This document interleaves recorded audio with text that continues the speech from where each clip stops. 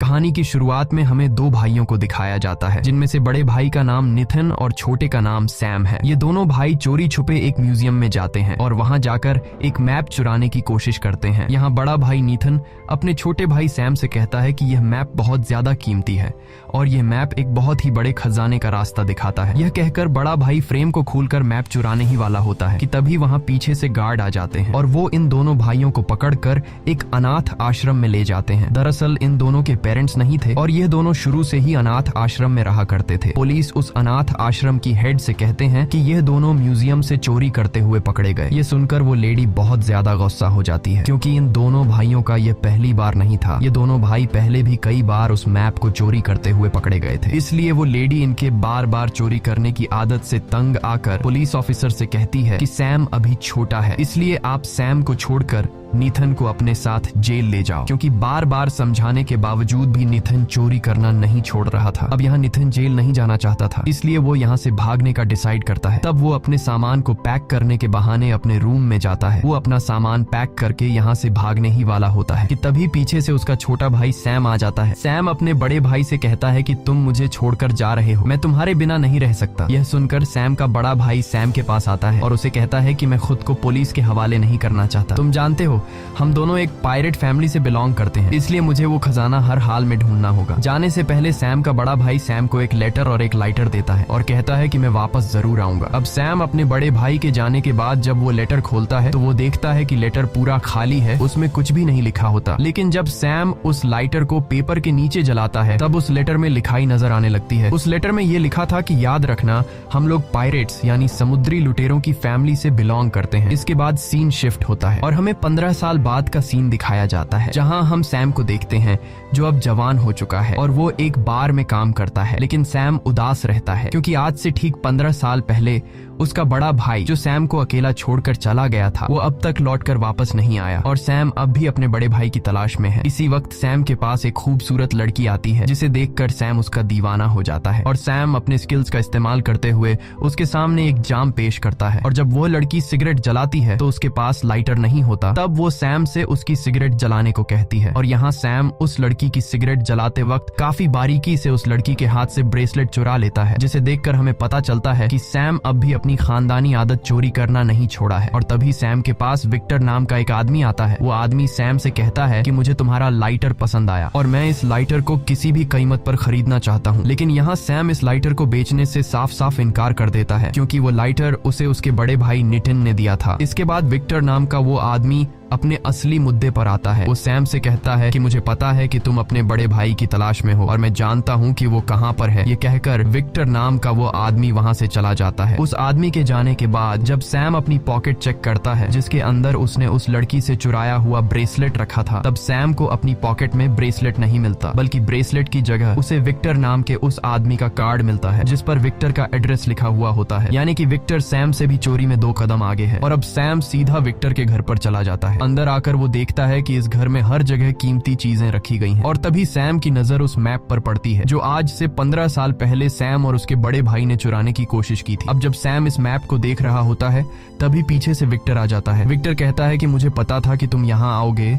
तब Sam Victor से कहता है कि यह तो वही मैप है जिसमें एक खजाने का नक्शा दिखाया गया है और इस मैप के रास्ते पर जाकर बहुत सारे लोगों ने अपनी जान दे दी और उन्हें कुछ भी हासिल नहीं हुआ। ये सिर्फ एक झूठी कहानी थी। तब विक्टर सैम से कहता है कि यह कोई झूठी कहानी नहीं है और ये खजाना सच में है। इसके बाद विक्टर वहाँ एक बुक खोलता है और इस बुक में वो सैम को एक शिप की तस्वीर दिखाता है और कहता है कि यह शिप कोई आम शिप नहीं है, बल्कि यह एक बहुत ही पुरानी शिप है जिसकी कीमत 500 करोड़ है। साथ ही साथ इस शिप में बहुत सारा खजाना भी छुपा हुआ है। तब सैम विक्टर से कहता है कि मेरा भाई कहाँ है, जिस पर विक्टर जवाब देता है कि तुम्हारा भाई और मैं इसी खजाने के पीछे लगे हुए थे, लेकिन फिर तुम्हारा भाई कहीं खो गया और पिछले 2 सालों से मैंने उसे नहीं देखा। लेकिन जाने से पहले तुम्हारे भाई ने इस खजाने के बारे में मुझे कई क्लूज दिए और मुझे पता है कि तुम्हें भी इस खजाने के बारे में काफी जानकारी है, इसलिए हम दोनों मिलकर इस खजाने को ढूंढ लेंगे। लेकिन सैम विक्टर के इस ऑफर को रिजेक्ट कर देता है। तब विक्टर सैम से कहता है कि अगर तुम मेरा साथ दोगे तो तुम्हें तुम्हारा बड़ा भाई भी मिल सकता है। ये सुनकर सैम सोच में पड़ जाता है और सीधा घर चला आता है। घर आकर वो अपने भाई की फोटोज देखने लगता है। अपने भाई की फोटोज देखकर सैम बहुत ज्यादा इमोशनल हो जाता है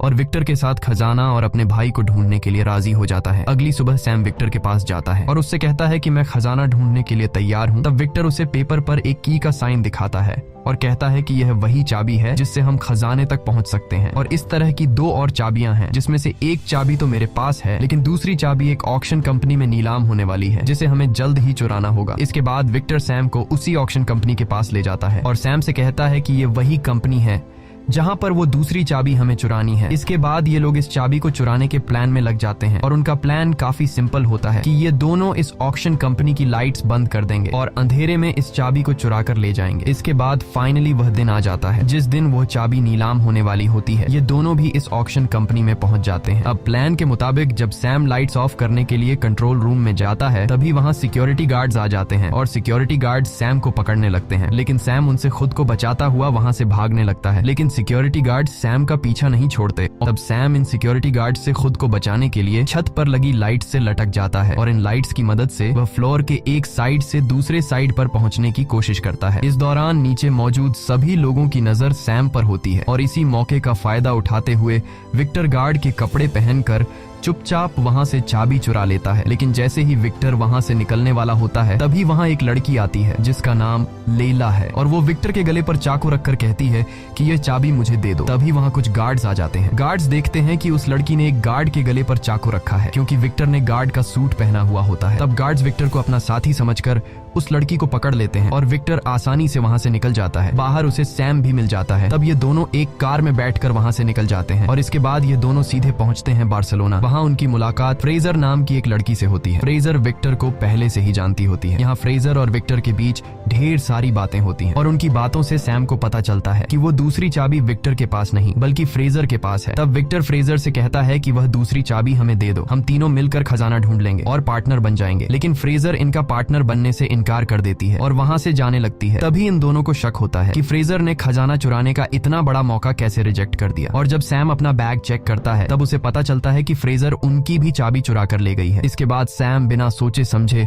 फ्रेजर के पीछे भागने लगता है और काफी देर तक भागने के बाद जब फ्रेजर अपनी कार में बैठकर निकलने ही वाली होती है, तब उसकी कार के सामने सैम आ जाता है और साथ ही विक्टर भी वहां पहुंच जाता है। विक्टर फ्रेजर से कहता है कि अगर तुम सारा खजाना अकेले लेना चाहती हो तो जाओ, चली जाओ, हम तुम्हें नहीं रोकेंगे, लेकिन तुम नहीं जानती कि यह चाबी कहां और किस वक्त लगेगी और इसका राज सिर्फ सैम को ही पता है। यह सुनकर फ्रेजर इन दोनों के साथ काम करने के लिए तैयार हो जाती है और इसके बाद ये तीनों एक चर्च पहुंचते हैं और ये लोग उस चर्च के नीचे बेसमेंट में चले जाते हैं। वहां उन्हें वो चाबी लगाने की जगह भी मिल जाती है। वो चाबी लगाने की जगह एक स्टेचू के नीचे होती है। अब इन लोगों को ये बात नहीं पता थी कि चाबी को किस साइड पर घुमाना है। तब विक्टर एक बुक पढ़ता है और कहता है कि दोनों चाबियों को राइट साइड घुमाना है और जब ये लोग चाबी को राइट साइड पर घुमाते हैं, तभी उस स्टैच्यू से तीर निकलने लगते हैं। लकीली इन तीनों को तीर नहीं लगती और उनकी जान बच जाती है। इसके बाद दोबारा रिस्क लेते हुए सैम और फ्रेजर चाबियों को लेफ्ट साइड पर घुमाते हैं, जिसके बाद स्टैच्यू के नीचे से रास्ता निकल आता है। वो रास्ता एक टनल से होकर जा रहा था। तब यहाँ विक्टर कहता है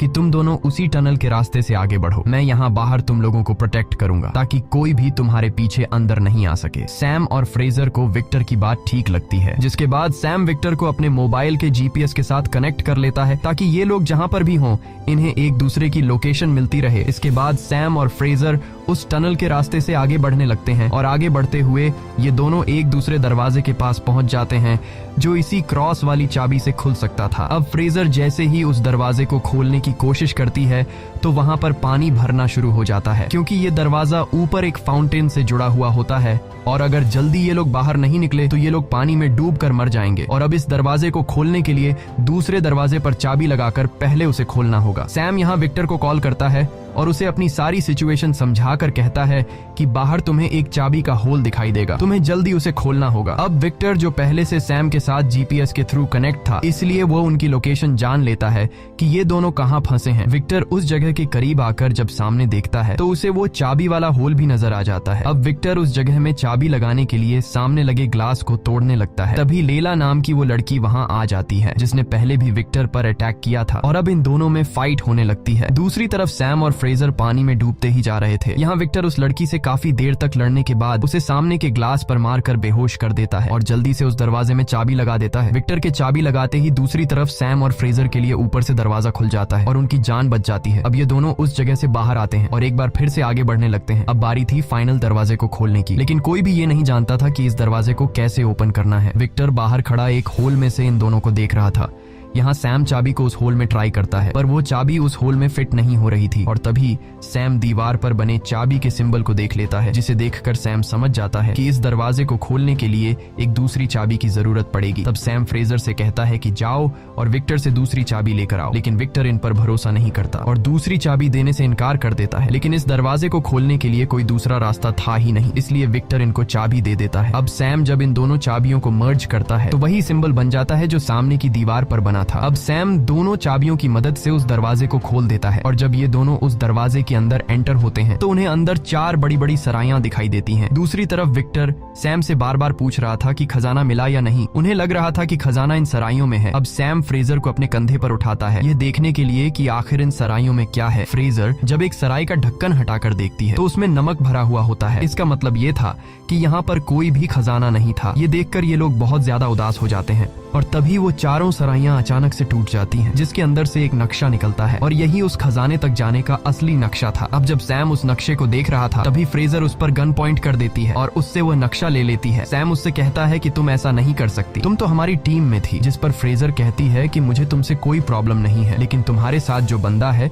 जिसका नाम विक्टर है वो एक धोखेबाज इंसान है और उसने तुम्हारे बड़े भाई को भी धोखा दिया था। इसके बाद फ्रेजर सैम को गन से सिर पर मारकर बेहोश कर देती है और अपने साथ मैप और दोनों चाबियों को लेकर वहां से चली जाती है। कुछ देर बाद विक्टर सैम के पास आता है और वो सैम को बेहोश देखकर समझ जाता है कि फ्रेजर हमें धोखा देकर अपने साथ मैप और चाबियां ले गई है। सैम को जब होश आता है तो वो विक्टर से गुस्से में पूछता है कि मेरा भाई कहाँ है। अब विक्टर उसे बताता है कि मैं और तुम्हारा भाई बहुत साल पहले इस खजाने को ढूंढने के लिए निकले थे, लेकिन इस खजाने को ढूंढने सिर्फ हम नहीं बल्कि लैला नाम की वो लड़की भी थी जिसने म्यूजियम में मेरी गर्दन पर चाकू रख दिया था और उसी ने तुम्हारे भाई को मार दिया। ये सुनकर सैम बहुत ज्यादा इमोशनल हो जाता है और वहां से जाने लगता है, लेकिन तभी विक्टर उससे कहता है कि तुम्हारा भाई चाहता था कि उसके मरने के बाद तुम उसके सपने को पूरा करो। ये सुनकर सैम विक्टर से कहता है कि ठीक है, मैं इस खजाने तक अपने भाई के लिए जरूर जाऊंगा और खजाना मिलते ही हम दोनों के रास्ते अलग अलग हो जाएंगे। ये कहकर सैम वहां से चला जाता है। दूसरी तरफ हम फ्रेजर को देखते हैं जहां पर लैला भी मौजूद होती है। ये वही लड़की है जिसने सैम के बड़े भाई को मारा है और यहाँ हमें पता चलता है कि फ्रेजर और लैला दोनों एक ही आदमी के लिए काम करती हैं। फ्रेजर अपने बॉस को वो नक्शा और चाबी दे देती है, जिसे देखकर फ्रेजर का बॉस फ्रेजर से बहुत खुश हो जाता है और वो लैला से कहता है कि आज के बाद तुम फ्रेजर के अंडर काम करोगी क्योंकि तुम नक्शा लाने में कामयाब नहीं हो सकी और ये काम फ्रेजर ने पूरा करके दिखाया। ये सुनकर लैला को बहुत गुस्सा आ जाता है। इसके बाद उनका बॉस अपनी पूरी टीम को लेकर खजाने की तलाश में एक प्लेन में बैठकर निकल जाता है और वो अपने साथ जरूरत का सारा सामान भी ले लेते हैं। यहाँ उनका बॉस काफी खुश था क्योंकि उसके हाथ बहुत बड़ा खजाना लगने वाला था, लेकिन उसे पता नहीं था कि उसकी खुशी कुछ ही देर की मेहमान है। लैला बहुत ज्यादा अपसेट थी क्योंकि वो पिछले कई सालों से अपने बॉस के लिए काम कर रही थी, लेकिन अब वो फ्रेजर के अंडर काम नहीं करना चाहती थी। और तभी लैला अचानक पीछे से आकर अपने बॉस का गला काट देती है। अपने बॉस को मरा हुआ देखकर फ्रेजर समझ जाती है कि लैला अब उसे भी नहीं छोड़ेगी, इसलिए वो अपनी जान बचाने के लिए प्लेन में जो कार थी उसमें छुप जाती है। लैला अपने आदमियों से कहती है कि जाओ और फ्रेजर को ढूंढो और उसे मार डालो। और तभी हम सैम और विक्टर को देखते हैं जो उसी रेड कार की डिक्की में छुपकर प्लेन में आ गए थे। अब जब वो सभी लोग फ्रेजर को ढूंढ रहे थे, इसी मौके का फायदा उठाकर सैम और विक्टर चुपके से जाकर मैप चुरा लेते हैं। कुछ देर बाद लैला फ्रेजर को देख लेती है, जिसके बाद इन दोनों के बीच फायरिंग स्टार्ट हो जाती है। जब वो लोग एक दूसरे पर फायरिंग करने में बिजी होते हैं तभी यहाँ विक्टर सैम से कहता है कि हमें मैप मिल चुका है, इसलिए हमें जल्दी से पैराशूट लेकर यहाँ से जाना होगा। अब विक्टर तो पैराशूट लेकर वहाँ से जंप कर देता है, लेकिन सैम यहाँ से नहीं कूदता क्योंकि लैला ने उसके भाई को मारा था और आज सैम अपने भाई का बदला लेना चाहता था। वो लैला से कहता है कि तुमने मेरे भाई को क्यों मारा है। लैला उसे कोई जवाब नहीं देती और अपने आदमियों को उसे मार डालने के लिए कहती है। अब जब लैला के आदमी सैम को मारने के लिए आगे बढ़ते हैं तभी सैम वहाँ पर सारा सामान जो एक दूसरे के साथ अटैच था उसे खोल देता है, जिससे प्लेन का सारा सामान बाहर गिरने लगता है। अब सैम भी पैराशूट लेकर वहाँ से कूदना चाहता था, लेकिन तभी उसका एक पैर रस्सी में फंस जाता है, जिससे वो सामान के साथ ही बाहर हवा में उड़ने लगता है। लेकिन वो जैसे तैसे करके एक बार फिर से प्लेन में आ जाता है। पर तभी फ्रेजर जिस कार में छुपी हुई थी वो उसी कार को लेकर हवा में जंप करने वाली थी और तभी उसके सामने सैम आ जाता है, जिससे वो टक्कर मारकर उसे प्लेन से गिरा देती है। अब जब वो दोनों नीचे गिर रहे थे तभी फ्रेजर सैम से कहती है कि जल्दी से पैराशूट खोलो, लेकिन यहाँ पर तो सैम ने कोई पैराशूट लिया ही नहीं था, इसलिए वो दोनों एक कार्गो की तरफ जंप मारते हैं और जैसे तैसे करके उस कार्गो को पकड़ लेते हैं, जिसके बाद सैम उस कार्गो का पैराशूट खोल देता है और वो दोनों कार्गो के साथ सीधे नीचे समुद्र के पानी में जा गिरते हैं, जिसके बाद वो दोनों समुद्र के किनारे पर पहुंच जाते हैं। वहां पहुंचने के बाद वो दोनों एक होटल में रुकते हैं और रात को वो दोनों मैप को समझने की कोशिश करते हैं, लेकिन यहाँ पर फ्रेजर को तो कुछ भी समझ नहीं आता, इसलिए वो आराम से जाकर सो जाती है। लेकिन सैम यहाँ पर पूरी रात मेहनत करता है और वो उन चाबियों का इस्तेमाल करके खजाने का लोकेशन जान लेता है। इसके बाद सैम उस खजाने की लोकेशन एक नोट पर लिख देता है और जाकर सो जाता है। जब सुबह फ्रेजर उठती है तो वो देखती है कि सैम ने मैप को समझकर खजाने की लोकेशन निकाल ली है और वो यहाँ पर दोबारा चालाकी दिखाते हुए वो उस लोकेशन वाले पेपर को लेकर खजाने की तरफ निकल जाती है। अब सैम जब नींद से जागता है तो वह देखता है कि पूरी रात मेहनत करके उसने जो खजाने की लोकेशन निकाली थी वो लोकेशन फ्रेजर अपने साथ ले जा चुकी है। लेकिन यहाँ सैम उदास होने के बजाय उल्टा हंसने लगता है। दरअसल सैम ने उस नोट पर गलत लोकेशन मेंशन की थी क्योंकि उसे पता था कि फ्रेजर उसे धोखा देगी और जो असली लोकेशन थी वो सैम ने एक बॉटल में छुपा रखी थी। इसके बाद सैम एक बोट में उस लोकेशन पर पहुंच जाता है, लेकिन वहीं लैला भी सैम पर नजर रखे हुए थी। सैम बोट से उतरकर फाइनली उस जगह पर पहुंच जाता है जहां पर 2 बड़े शिप्स और वो खजाना था जिसे ढूंढते ढूंढते न जाने कितने लोगों ने अपनी जान गंवाई थी। सैम उस शिप पर चढ़ जाता है जहां उसे ढेर सारे सोने से भरे हुए ड्रम्स मिलते हैं। ये देखकर सैम बहुत ज्यादा खुश हो जाता है, लेकिन तभी पीछे से उसे विक्टर की आवाज आती है। सैम उससे पूछता है कि तुम यहाँ पर कैसे आए। तब विक्टर उसे जवाब देता है कि क्या तुम भूल गए, तुम ही ने तो मुझे अपने जीपीएस से कनेक्ट किया था। इसके बाद वो दोनों वहाँ मौजूद सोने को एक बैग में भरने लगते हैं और तभी वहाँ लैला भी अपने लोगों के साथ पहुंच जाती है। इन लोगों को देखकर सैम और विक्टर दोनों शिप में छुप जाते हैं। लैला जब शिप पर इतना सारा सोना देखती है तो उसकी आंखें खुली की खुली रह जाती हैं। अब अगर वो चाहती तो वो अपने साथ सारा का सारा सोना ले जा सकती थी, लेकिन उसके मन में लालच जाग जाती है। वो अपनी पूरी टीम को बुलाती है और वो इन दोनों शिप्स को प्लेन के जरिए वहां से ले जाने वाली थी क्योंकि वो ये जानती थी कि खजाने के साथ साथ इन शिप्स की कीमत भी करोड़ों में है। इसलिए लैला हेलीकॉप्टर से दोनों शिप्स को उठा लेती है। अब विक्टर और सैम भी जिस शिप में छुपे हुए थे वहां से बाहर आ जाते हैं और वो दोनों उन शिप्स को लैला से छीनने के काम में लग जाते हैं। ये दोनों शिप पर मौजूद लैला के गार्ड से लड़ने लगते हैं। यहाँ पर सैम भी एक गार्ड को खूब मार रहा था और वो दोनों गार्ड्स को उठाकर शिप से नीचे फेंकने लगते हैं। काफी देर तक गार्ड से लड़ने के बाद वो दोनों एक शिप को हाईजैक कर लेते हैं। अब लैला जब देखती है कि उसका एक शिप सैम और विक्टर ने हाईजैक कर लिया है तो वो बहुत गुस्सा हो जाती है और वो अपना हेलीकॉप्टर उनके पीछे लगा लेती है। विक्टर उनसे बचने के लिए हेलीकॉप्टर के जरिए शिप को तेजी से आगे बढ़ाता है, मगर यहाँ लैला भी उसका पीछा नहीं छोड़ती और वो अपना शिप विक्टर के शिप के करीब करके अपने लोगों को विक्टर और सैम से लड़ने के लिए भेज देती है। अब यहाँ सैम उन लोगों से लड़ने लगता है और तभी लैला सामने से आकर विक्टर के शिप को टक्कर मारती है, लेकिन इस टक्कर से विक्टर के शिप को ज्यादा नुकसान नहीं पहुंचता। इसलिए लैला अब दोबारा पीछे जाकर फिर से फुल स्पीड में विक्टर के शिप से टक्कर मारने के लिए आगे बढ़ती है। तभी सैम अपने शिप पर एक पुरानी कैनन देख लेता है और वह जल्दी से उसमें गन पाउडर लोड करके लैला के हेलीकॉप्टर पर अटैक कर देता है, जिससे लैला के हेलीकॉप्टर में आग लग जाती है और वो शिप एक पहाड़ से जा टकराता है। लेकिन टकराने से पहले लैला जैसे तैसे करके अपने शिप से कूदकर विक्टर के शिप पर आ जाती है और वो यहाँ शिप से एक बहुत बड़ी चेन समंदर में फेंक देती है, जिसकी वजह से शिप और हेलीकॉप्टर आगे नहीं बढ़ पाते और अब सैम और लैला के बीच फाइट शुरू हो जाती है। सैम लैला के सामने कमजोर पड़ रहा था, इसलिए सैम खुद को बचाते हुए रस्सी के जरिए ऊपर विक्टर के पास हेलीकॉप्टर में चढ़ने लगता है, लेकिन यहाँ लैला भी उसके पीछे आने लगती है। लैला बहुत ज्यादा गुस्से में थी और वो सैम के करीब आकर उसे मारने ही वाली थी कि तभी यहाँ विक्टर अपना सोने से भरा हुआ बैग सैक्रिफाइस करके सीधे लैला पर दे मारता है, जिससे सोने का बैग और लैला दोनों नीचे पानी में गिर जाते हैं। उन्हें लग रहा था कि लैला मर चुकी है, लेकिन ऐसा बिल्कुल भी नहीं था। लैला अब भी जिंदा थी, लेकिन तभी वो शिप जो हेलीकॉप्टर से लटकी हुई थी उसकी रस्सी भी टूट जाती है और वो सीधा नीचे जाकर पानी में लैला को कुचल देती है, जिससे फाइनली लैला की मौत हो जाती है। अब विक्टर यहाँ जैसे तैसे करके सैम को ऊपर हेलीकॉप्टर में खींच लेता है। अब वो दोनों ऊपर हेलीकॉप्टर से देखते हैं कि वो शिप जिसे पिछले कई महीनों से वो दोनों ढूंढ रहे थे वो उनकी आंखों के सामने पानी में डूब रहा है और वो लोग कुछ भी नहीं कर पाते। कुछ देर बाद वहां पुलिस आ जाती है और वो दोनों समझ जाते हैं कि वो सारा सोना अब गवर्नमेंट का हो चुका है। यहाँ विक्टर अपने हाथ से इतना बड़ा खजाना खोकर थोड़ा सा मायूस हो जाता है। तब सैम उससे कहता है कि दुखी मत हो और फिर सैम एक एक करके अपनी जेब से गोल्ड की स्लेट्स निकालने लगता है। ये देखकर विक्टर बहुत ज्यादा खुश हो जाता है और वो दोनों खुशी खुशी जाने लगते हैं। मूवी के एंड में हम देखते हैं कि एक मोटर बोट से विक्टर और सैम का कोई पीछा कर रहा है, जो कि कोई और नहीं बल्कि फ्रेजर ही थी, जिसे सैम ने बेवकूफ बना दिया था। इसके बाद हमें एक जेल दिखाई जाती है जहां हम देखते हैं कि सैम का बड़ा भाई मरा नहीं था, वो अभी भी जिंदा है और वो एक जेल में है। इसी के साथ ये कहानी खत्म हो जाती है। अगर आपको ये वीडियो अच्छी लगी हो तो हमारे चैनल को सब्सक्राइब और वीडियो को लाइक जरूर कीजिएगा।